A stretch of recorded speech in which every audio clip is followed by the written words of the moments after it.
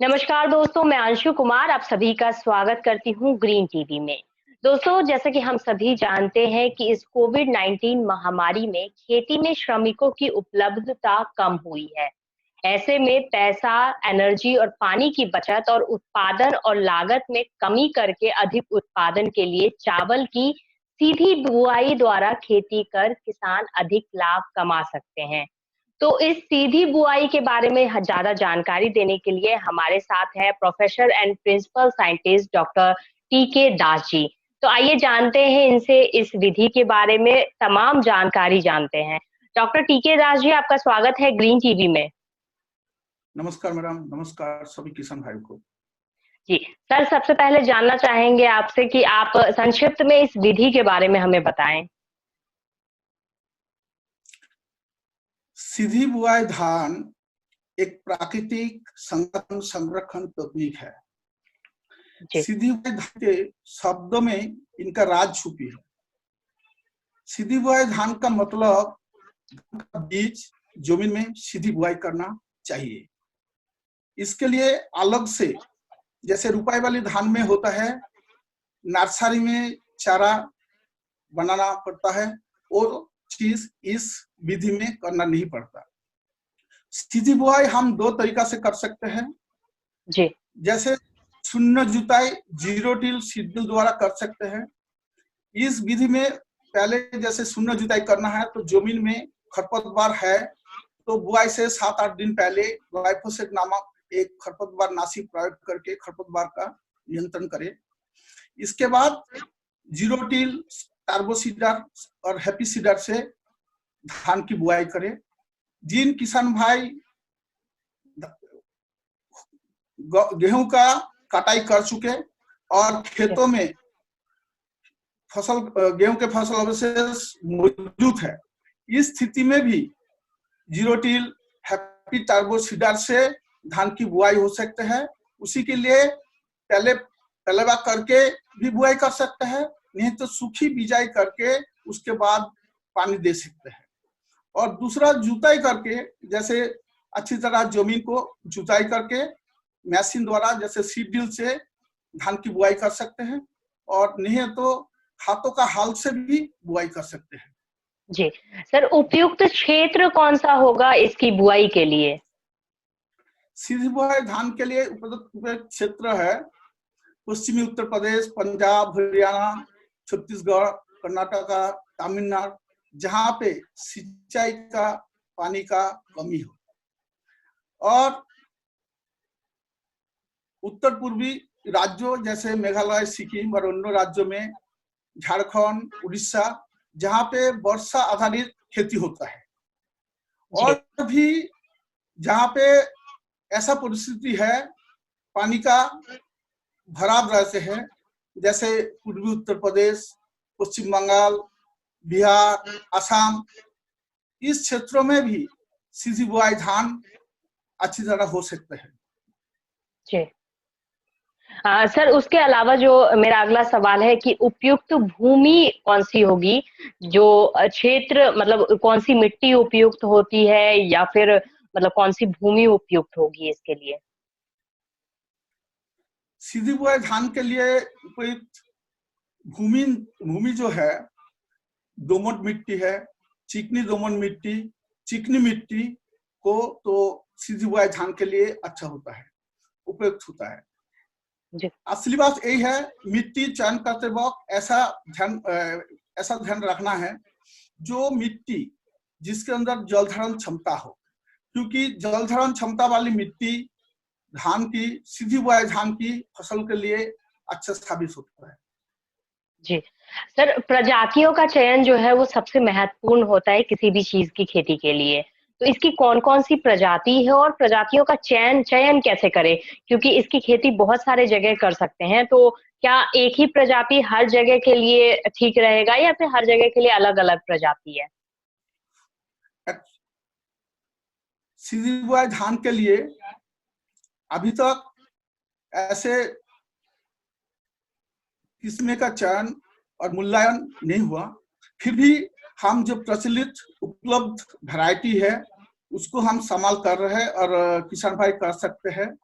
जैसे उषा सुगंध 5, Usha basmati 1121, PHB 71, HUR 3022 और CR धान 40, CR धान 100, CR धान 101 ये प्रजातियों का इस्तेमाल हो सकता है और कर सकते हैं। इसके लिए कोई मतलब दूसरा राय नहीं है। जी सर, बुआई का सही समय क्या है? कब जो है वो इसकी बुआई कर सकते हैं धान की? सीधी बुआई धान के लिए समय है 10 जून से लेके 25 जून तक। यानी जो भारत में मानसून का बारिश आते हैं उससे 10-15 दिन पहले सीधी बुआई धान का बुआई हो जाए, तो जब बारिश आती है उसी समय ये 2-3 पत्ती में आ जाता है धान और इसका जड़ मजबूत होता है बारिश का पानी से, तो उसी समय सीधी बुआई धान का बुआई करना चाहिए। सर अभी जो है वो लॉकडाउन चल रहा है, हर जगह बहुत सारे प्रॉब्लम्स फेस किया जा रहा है किसानों को, तो क्या इसकी बीज की उपलब्धता आसानी से हो जाएगी? आसानी से अगर कोई किसान भाई हमारे वीडियो देख रहे हैं और उन्हें सीधी बुआई करना है धान की, तो उन्हें बीज कहाँ से उपलब्ध होगा? उनका बीज जैसे नजदीक जो हमारा अनुसंधान केंद्र है, एग्रीकल्चर यूनिवर्सिटी है, जी। जो हमारा ICAR का इंस्टीट्यूट है, स्टेट गवर्नमेंट का इंस्टीट्यूट है, वहां पे ये बीज का उपलब्ध हो सकता है। और नहीं है तो किसान भाई अपने जो अगले साल के बचे हुए जो सीड उन्होंने रखते हैं बुआई के लिए, जैसे मैं बोला CR धान का जो है वो उत्तर पूर्वी भारत में ज्यादातर चलते हैं, तो किसानों के पास ये वैरायटी मौजूद रहते हैं तो उनका इस्तेमाल कर सकते हैं। नहीं है तो आजकल बहुत सारी कंपनियां आ चुके हैं, आगे आए हैं, और उससे भी आप धान का जो किस्में है वो ले सकते हैं। बोने की विधि क्या है? क्योंकि सही तरीके से बोना ये भी एक चैलेंजिंग वाला काम है किसानों के लिए, तो इसको बोने की विधि सही क्या है? जो सीधी बुआई धान का बुआई के विधि, जो मैं इसके लिए जो 5 चीजें बताऊंगा जो किसान भाई को इसका अच्छी तरह ध्यान देना पड़ेगा। जैसे बीज दर है 20 से 25 किलोग्राम प्रति हेक्टर के हिसाब से, यानी 8 से 10 किलोग्राम प्रति एकड़ के हिसाब से बीज दर का इस्तेमाल करना चाहिए। जो संकर प्रजातियां है उसके लिए थोड़ा सा कम सीड रेट, जैसे 15 से 20 किलो तक इस्तेमाल करना चाहिए। और दूसरा जो है पंक्ति में बिजाई करें, जैसे 20 लाइन का जो अंतराल जो 20 सेंटीमीटर लाइन पे इसका बिजाई करें। और बिजाई करते वक्त गहराई, जो बीज का जो गहराई है 2.5 से 3 सेंटीमीटर से नहीं होना चाहिए, क्योंकि ज्यादा गहरा सीड चला गया तो उसमें इसका जो अंकुरण में दिक्कत होगा। चौथा बात जो है धान का, जैसे धान को बुआई से पहले 8-10 घंटा पानी में भिगो कर रखे, इसके बाद छाव पे इसका सुखा ले और इसके बाद बुआई करे और सीड ट्रीटमेंट भी करे। जैसे बेबिस्टिन नाम का जो फफूंदीनाशक है, कवकनाशक है, उसको 2.5 से 3 ग्राम प्रति किलो सीड का हिसाब से उसको उपचार करके बुआई करें। ये 5 चीजों में ध्यान रखना पड़ेगा सीधी बुआई धान के बुआई के लिए। अच्छा सर, इसके अलावा जो है उर्वरक प्रबंधन की अगर हम बात करें तो इसके लिए उर्वरक प्रबंधन कैसे किया जाए? देखिए, इसके लिए उर्वरक का प्रबंधन भी सही ढंग से होना चाहिए। शुरू से जैसे नाइट्रोजन हमारा 120 से 150 किलो प्रति हेक्टेयर हिसाब से, फॉस्फेट 60 किलोग्राम प्रति हेक्टेयर हिसाब से, और जो पोटास है 40 किलोग्राम प्रति हेक्टेयर हिसाब से, उसके साथ 25 किलोग्राम जिंक का भी इस्तेमाल करना चाहिए। तो इसके देने का जो समय है, जैसे 1/3 नाइट्रोजन और पूरा जो फास्फोरस और पोटेशियम और जिंक का मात्रा बुआई के साथ साथ दे दे, और नाइट्रोजन का जो 2/3 हिस्सा बचा रहता है उसको जैसे 30 दिन में एक हिस्सा दे और 60-65 दिन में और एक हिस्सा दे। तो इससे धान का जो पोध जो है इसका बड़बड़ अच्छा रहेगा, वृद्धि बहुत अच्छा होते रहेंगे। और इसके साथ साथ जिस जमीन में आयरन का मात्रा कमी हो, जिस फसल में, धान की फसल में आयरन का डेफिशिएंसी दिखाई देते हैं, तो वहां पे 0.5 से 1% आयरन सल्फेट का स्प्रे करना चाहिए।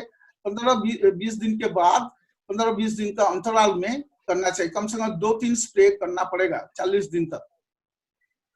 उसके बाद धान का जो सीडलिंग है अच्छी तरह वृद्धि में आ जाते हैं, तो कोई प्रॉब्लम नहीं रहता। जी सर, एक जो प्रॉब्लम हमारे किसान भाई फेस करते हैं वो है खरपतवार का। तो खरपतवार नियंत्रण कैसे रख सकते हैं इस धान की सीधी बुआई में? खरपतवार सीधी बुआई धान का सबसे बड़ा दुश्मन है, सबसे बड़ा शत्रु है। तो खरपतवार नियंत्रण अच्छी तरह ना हो तो सीधी बुआई धान में बहुत नुकसान होता है। तो इसीलिए जैसे शून्य जुताई वाली धान है, तो शून्य जुताई में पहले मैं बोल चुका, जो ग्लाइफोसेट नाम का दवाई का इस्तेमाल करना है बुआई से 7-8 दिन पहले। वहां पे जो भी खरपतवार उसको नष्ट करना है। और बुआई के बाद जैसे सूखी बिजाई किया गया, तो सूखी बिजाई के बाद तुरंत पानी दिया। पानी के 1-2 दिन बाद पेंडिमिथिलिन नामक एक दवाई का छिड़काव करना चाहिए। 1 से 1.5 किलो प्रति हेक्टेयर के हिसाब से। उसके बाद 20-25 दिन बाद 20 पाइरवैक नामक एक दवाई है जिसका 25 ग्राम प्रति हेक्टेयर का हिसाब से छिड़काव करना चाहिए। इसके लिए 300 से 400 लीटर पानी का इस्तेमाल करना चाहिए और नैपसेक स्प्रेयर का इस्तेमाल करना सही है। उसके साथ एक फ्लैट फैन नोजल होता है जिससे जो छिड़काव होता है वो यूनिफॉर्मली डिस्ट्रीब्यूट होता है और अच्छी तरह खरपतवार नियंत्रण में सहायता करता है। तो ये चीज को ध्यान में रखना पड़ेगा खरपतवार नियंत्रण के लिए। जी सर, ज्यादातर फसल जो है वो रोग और कीटों की वजह से भी बहुत नष्ट होता है। तो रोग और कीट कौन कौन से लगते हैं इसमें और कैसे उसका नियंत्रण किया जा सकता है? सीधी बुआई धान के लिए कीट प्रबंधन बहुत मायने रखते हैं। इसके लिए शुरू में जैसे टिलरिंग स्टेज होता है और जो बाल आते हैं धान में, उसी समय ताना छेदक नाम का एक कीट आते हैं, जैसे उसको कहते हैं हम स्टेम बोरर। उसके लिए कार्टाफ हाइड्रोक्लोराइड नाम का एक दवाई है जो 25 किलोग्राम प्रति हेक्टेयर का हिसाब से, यानी 10 किलोग्राम प्रति एकड़ का हिसाब से डालना चाहिए। उससे जो ताना छेदक नियंत्रण हो जाएगा।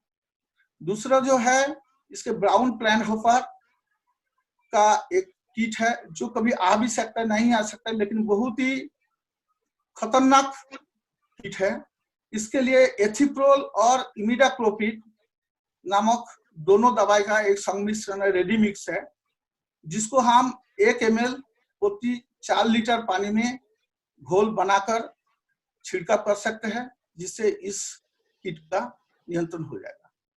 दूसरा, कभी कभी सीधी बुआई धान में शुरू में टर्माइट का 40 दिन तक टर्माइट का प्रकोप हो सकते हैं। तो टर्माइट के लिए फिप्रोडिल नाम का एक दवाई है जिसका कुछ 15 किलोग्राम प्रति हेक्टेयर का हिसाब से प्रोडक्ट को जमीन में स्प्रे कर सकते हैं और डाल भी सकते हैं जी। और एक है जो कभी कभी सीधी बुआई धान में सूत्रकृमि यानी निमाटोड का भी प्रादुर्भाव होते हैं। तो उसके लिए हमें कार्बोफ्यूरान एक दवाई है जिसका 25 किलोग्राम प्रति हेक्टेयर के हिसाब से, यानी 10 किलोग्राम प्रति एकड़ के हिसाब से बुआई के 1-2 दिन बाद देना चाहिए और इसके बाद 40 दिन तक इसको भी देना चाहिए। जी सर, उसके अलावा जो है अगर हम उपज की बात करें तो उपज प्रति हेक्टेयर कितना होता है सीधी बुआई में?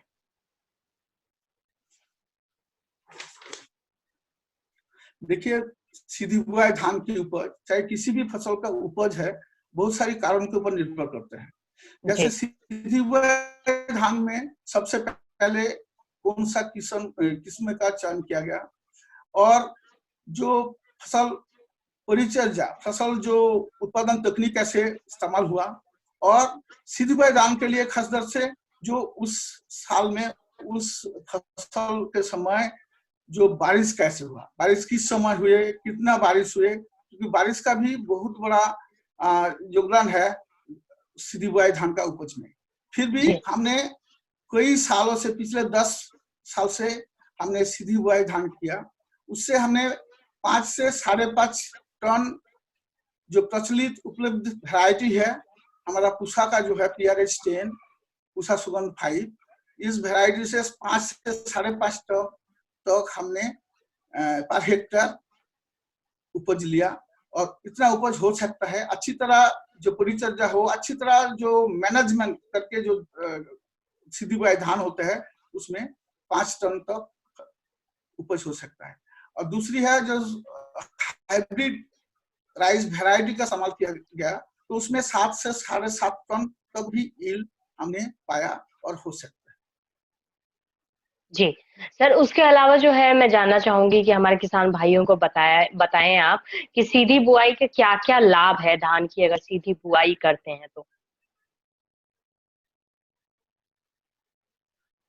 सीधी बुआई का बहुत सारे लाभ है। पहले लाभ तो मैं बोलूंगा जो लेबर का, इसमें बहुत जरूरी है क्योंकि खेतों में लेबर का जो उपलब्धता बहुत ही कम है।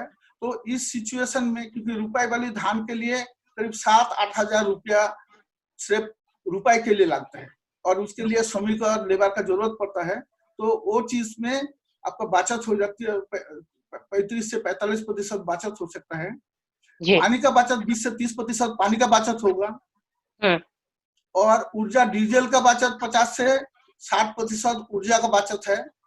और सीधी बुआई से जैसे धान जो हार्वेस्ट होता है वो करीब 8-10 दिन पहले धान हार्वेस्ट होता है रुपए वाली धान से, तो इससे जो आगे वाली फसल जो है रबी सीजन में हम लेते हैं, तो उस जैसे गेहूं, सरसों वगैरह सब उस फसल में भी जैसे गेहूं का फसल सीधी बुआई धान के बाद लेने से रुपए वाली धान के बाद लेने वाली जो गेहूं है उससे कम से कम 5 से 7 क्विंटल ज्यादा उपज हमने पाया और होता है। तो ये फायदा है। और गेहूं का समय पर बुआई भी होता है। और जो है एक जो प्रदूषित करने वाला जो गैस है हमारा जो रुपए वाली धान से होता है मीथेन गैस, वो उसका जो इमिशन होता है वो गैस बहुत मतलब उसका बहुत ही कम ही एमिशन होता है आप सीधी बुआई धान में। और एक है सीधी बुआई धान करने से कम 4-5 हजार रुपया का लागत कम होता है। और उससे हमने देखा जो सीधी बुआई धान के बाद जो हमने उपज मिला और उससे जो हमारा जो नेट इनकम किसानों का है उसमें 7-8 हजार रुपया ज्यादा है रुपए वाली धान से। इसके अलावा सीधी बुआई धान लेने से जो जमीन है, जमीन का जो उर्वरता में बहुत ही बढ़ोतरी होता है। जैसे उसका जो भौतिक जो प्रॉपर्टी है मतलब फिजिकल प्रॉपर्टी है, केमिकल प्रॉपर्टी है और जो बायोलॉजिकल प्रॉपर्टी है सीधी बुआई धान के बाद जो मिट्टी में होता है वो रुपए वाली धान का मिट्टी से भी अच्छा होता है। इससे मिट्टी में जल धारण क्षमता अच्छी है। इसमें जो अगले वाली आने वाली फसल जो है वो अच्छी तरह होते हैं, उसका उपज अच्छे होते हैं। और पूरा चक्र लिया जाए जैसे धान गेहूं चक्र लिया जाए तो इसमें हमेशा जो उपज जो है हमेशा हमने ज्यादा पाया है। और इसके बाद भी है सिर्फ धान गेहूं चक्कर नहीं है, इसमें उसके बाद भी मूंग का भी सामान में लेना चाहिए, तभी इस चक्रों में सीधी बुआई धान लेने से फायदा आएगा।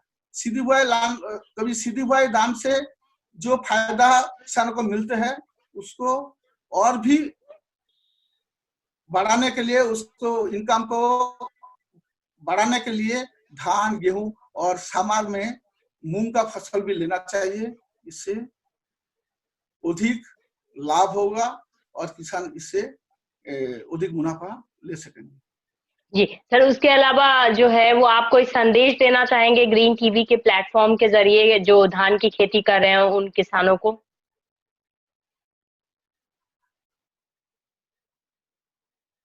इस संदेश में ये देना चाहता हूँ, जैसे सीधी बुआई धान है तो इसका जल प्रबंधन भी एक बहुत ही मायने रखते, बहुत इम्पोर्टेंट जो विधि है, इस विधि को भी सही ढंग से करें। किसान भाई ऐसा ना सोचे जो सीधी बुआई धान में पानी कम लगता है, इसका मतलब है इसमें पानी नहीं देना।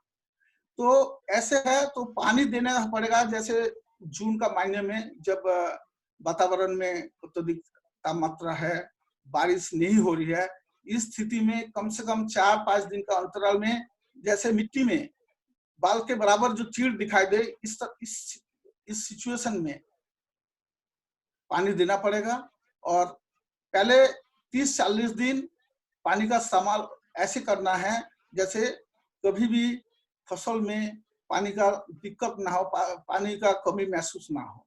तो इसलिए 4-5 दिन अंतराल में, जब मैं बोल रहा हूँ जो वातावरण मतलब सूखी है, अत्यधिक तापमात्रा है, इस स्थिति में देना चाहिए। एक बार बारिश आ गया और जब बारिश होती है और बारिश आ गया तो ऑटोमेटिकली जो पानी मतलब सिंचाई का फ्रीक्वेंसी कम हो जाएगा और सिंचाई उतना करना नहीं पड़ेगा। जी, तो डॉक्टर टीके दास जी, आपका बहुत बहुत धन्यवाद हमसे जुड़ने के लिए और ये तमाम जानकारी हमारे जरिए किसानों को देने के लिए। नमस्कार। नमस्कार। तो दोस्तों, हमने आपको बताया कि आप धान की सीधी बुआई करके कैसे ज्यादा लाभ कमा सकते हैं, और डॉक्टर टीके दास जी ने आपको बताया कि किस तरीके से सीड ट्रीटमेंट बहुत ज्यादा जरूरी है। उसके अलावा कीटों का नियंत्रण आप कैसे कर सकते हैं सीधी बुआई में, और उसके अलावा जो है उर्वरकों की जो प्रबंधन है वो कैसे आप कर सकते हैं। तो फिलहाल आज के इस कार्यक्रम में बस इतना ही, लेकिन अगर आप कोई सवाल पूछना चाहते हैं धान की सीधी बुआई को लेकर, तो आप हमें कमेंट करें, अपना डिटेल भेजें, हमें व्हाट्सएप करें, आप अपना डिटेल भेजें और हम कोशिश करेंगे कि सर फिर से हमारे प्लेटफॉर्म के जरिए आके और आपके सवालों का जवाब दें। आपको अगर कोई भी क्वेरी है तो आप हमें पूछ सकते हैं। तो फिलहाल आज के इस कार्यक्रम में बस इतना ही। आप मुझे दीजिए इजाजत। सुरक्षित रहें और सावधान रहें। नमस्ते।